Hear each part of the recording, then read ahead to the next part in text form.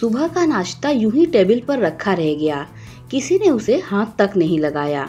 मालती जी अपने पति और बेटे को मनाती रह गई, पर दोनों की दोनों अपनी गर्दन ऊंची किए चुपचाप घर से निकल गए।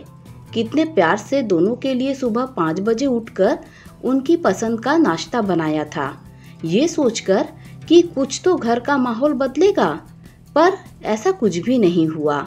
बात करना तो दूर की बात, दोनों ने ही एक दूसरे की तरफ देखा तक नहीं। उदास होकर वो भी बिना नाश्ता किए ही सोफे पर आकर बैठ गई। आखिर उन्हें समझ ही नहीं आ रहा था कैसे घर की स्थिति को संभालें।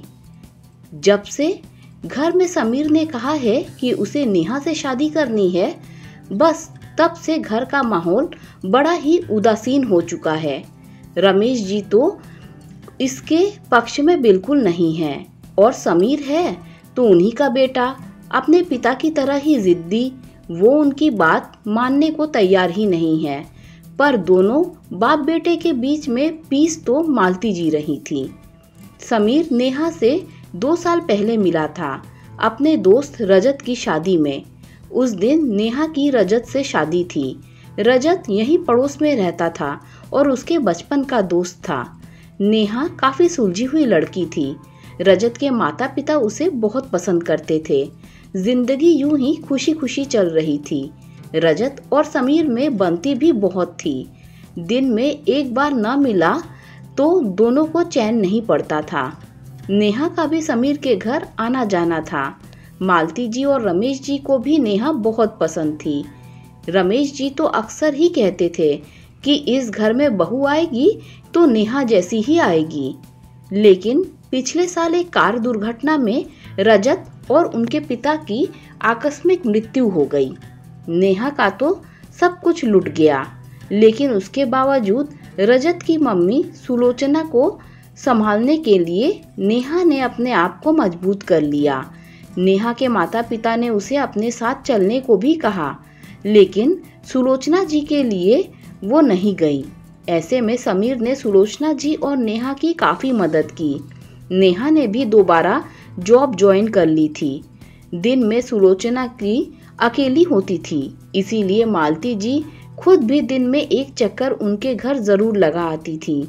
बड़े मुश्किल से वे लोग अब उभरने लगे थे, लेकिन सुलोचना जी को हमेशा नेहा की चिंता रहती थी। वो उसका पुनर्विवाह करवाना चाहती थी, पर नेहा इसके लिए राजी ही नहीं होती थी। लेकिन पिछले संडे समीर की बुआ जी यहाँ आई हुई थी। वो अपने साथ समीर के लिए कुछ रिश्ते लेकर आई थी। सब लोग बैठकर दोपहर का खाना खा ही रहे थे कि बुआ जी ने समीर के रिश्ते की बात छेड़ दी।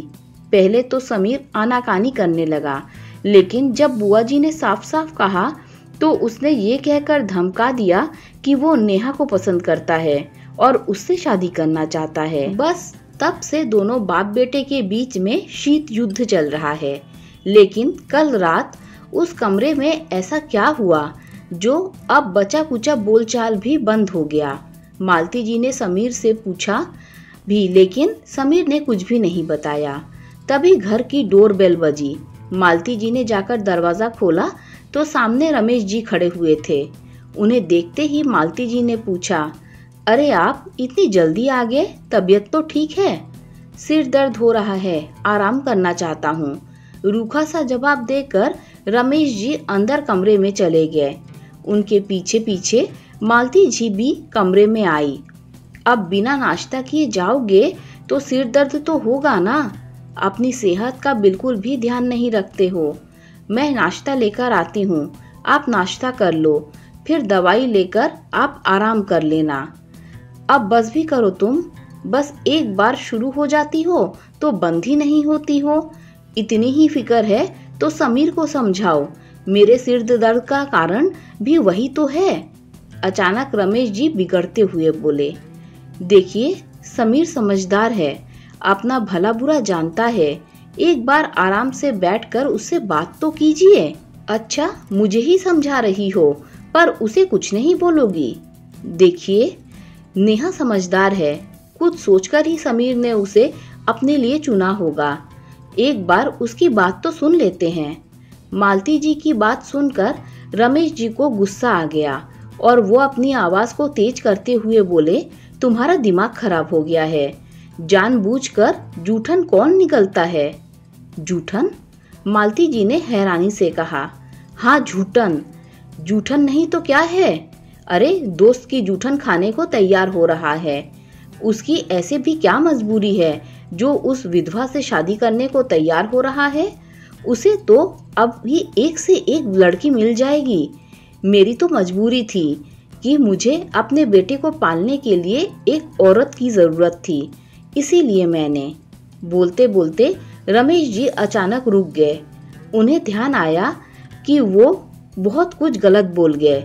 मालती जी उनकी बात सुनकर बिल्कुल हैरान होकर खड़ी रह गई, जबकि रमेश जी वहां पर रखी कुर्सी पर दूसरी तरफ मुंह करके बैठ गए।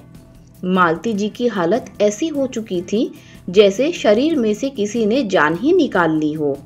वो चुपचाप बाहर आकर सोफे पर बैठ गईं। अब तो आंखों में से आंसू भी बरबस ही बहे जा रहे थे। अपनी जिंदगी के 25 साल जिस शख्स के साथ बिता दिया, उसकी सोच इतनी घटिया थी। मतलब उसके लिए मालती जी सिर्फ एक जूठन थी जो मजबूरी में उनकी जिंदगी में थी, सिर्फ इसीलिए कि उन्हें अपने बेटे समीर को पालने के लिए एक औरत की जरूरत थी। आज से 25 साल पहले मालती जी का भी तो राजेश जी के साथ पुनर्विवाह हुआ था।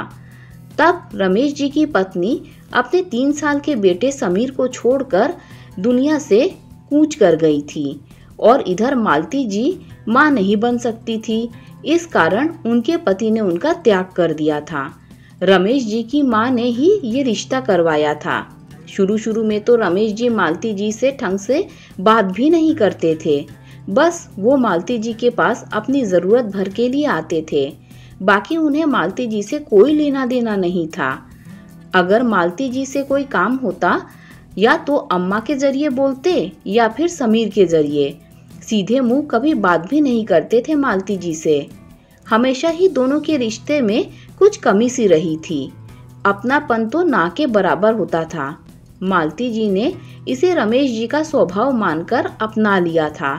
बस समीर के पालन पोषण पर उन्होंने अपना पूरा ध्यान केंद्रित कर दिया था।